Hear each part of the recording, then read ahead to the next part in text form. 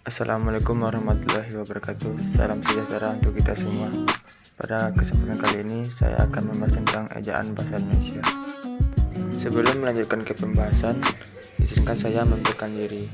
Nama Yoga Aditya Pratama, NIM 22802044, Prodi D3 Teknik Pertambangan, Universitas Negeri Padang. Baiklah, saya akan menjelaskan apa itu ejaan.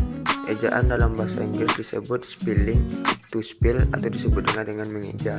Dalam Kamus Besar Bahasa Indonesia adalah kaidah-kaidah mengenai cara menggambarkan bunyi-bunyi dalam kata, kalimat, paragraf, dan wacana serta penggunaan tanda baca atau punktuasi. Mengeja adalah kegiatan melafalkan huruf, suku kata, atau kata. Sedangkan ejaan mengatur keseluruhan cara menuliskan bahasa dengan menggunakan huruf, kata, dan tanda baca sebagai sarananya. Ejaan biasanya memiliki 3 aspek, yaitu yang pertama aspek fonologis, yang kedua aspek morfologis, dan ketiga aspek sintaksis. Selanjutnya adalah fungsi ejaan. Fungsi ejaan terbagi menjadi 2. Yang pertama fungsi khusus. Ejaan berfungsi untuk memudahkan pembacaan memahami informasi tertulis. Yang kedua fungsi umum. Yang A sebagai pedoman penulisan bahasa Indonesia, yang B sebagai landasan pembakuan tata bahasa, landasan pembakuan kosakata dan peristilahan, serta sebagai filter masuknya unsur-unsur bahan lain ke dalam bahasa Indonesia. Ada 3 ejaan yang pernah berlaku di Indonesia. Yang pertama, ejaan Van Ophuijsen pada tahun 1901. Yang kedua, ejaan Republik atau ejaan Suwendi pada tahun 1947. Yang ketiga adalah ejaan bahasa Indonesia yang disempurnakan pada tahun 1972. Perbedaan dari 3 ejaan tersebut adalah: yang pertama ejaan Van Ophuijsen, yang pertama penggunaan huruf J, yang kedua penggunaan huruf OE, yang ketiga penggunaan tanda diakritik, koma, ain, dan tanda trema. Selanjutnya yaitu ejaan Republik atau ejaan Suwandi. Yang pertama pengganti huruf OE menjadi U, yang kedua bunyi sentak ditulis dengan K, yang ketiga kata ulang boleh ditulis dengan angka 2, yang keempat tidak dibedakan antara penulisan di sebagai awalan dan di sebagai kata depan. Selanjutnya adalah ejaan yang disempurnakan.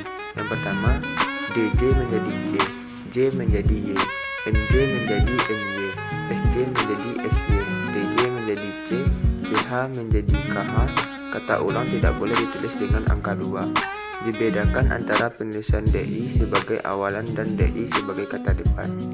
Baik, selanjutnya kita akan membahas tentang pemakaian huruf. Yang pertama, huruf abjad.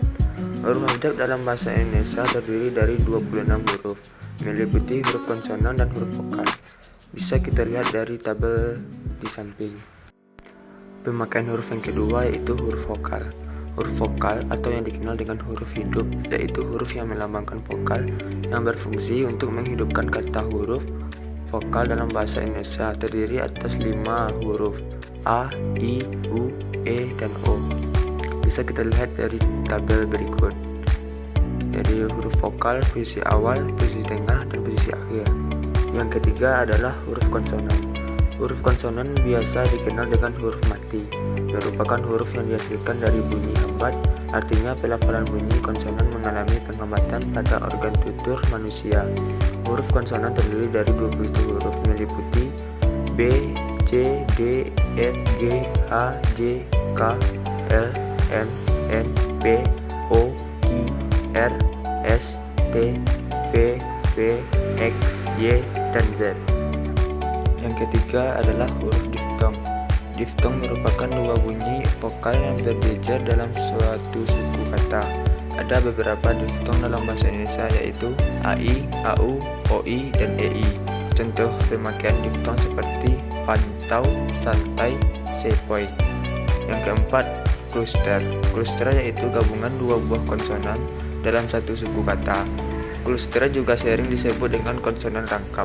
Ada 5 kluster dalam bahasa Indonesia yaitu KH, NG, NY, TR, dan SY. Contoh pemakaian gabungan huruf konsonan seperti khawatir, sayang, sunyi, syarat, transisi. Itulah beberapa materi tentang ejaan bahasa Indonesia. Kalau ada kekurangan dan kesalahan, saya bermaaf.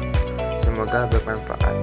Saya sudahi. Assalamualaikum warahmatullahi wabarakatuh. wabarakatuh.